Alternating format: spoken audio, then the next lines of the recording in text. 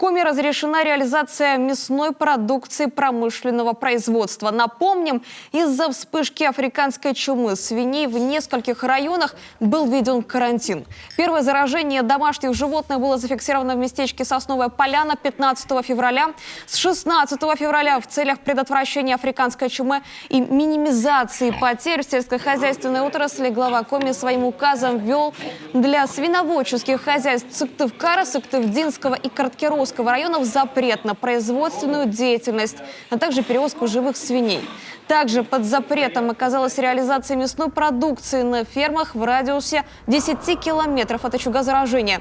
Введенные ограничения не коснулись лишь птицефабрики «Зеленецкая», где действует одна из лучших систем защиты «4-й компартмент».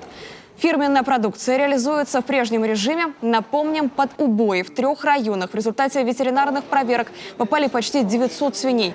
С этого дня начинается их изъятие. Фермеры, понесшие убыток, вправе получить компенсацию в соответствии с рыночной стоимостью за килограмм мяса.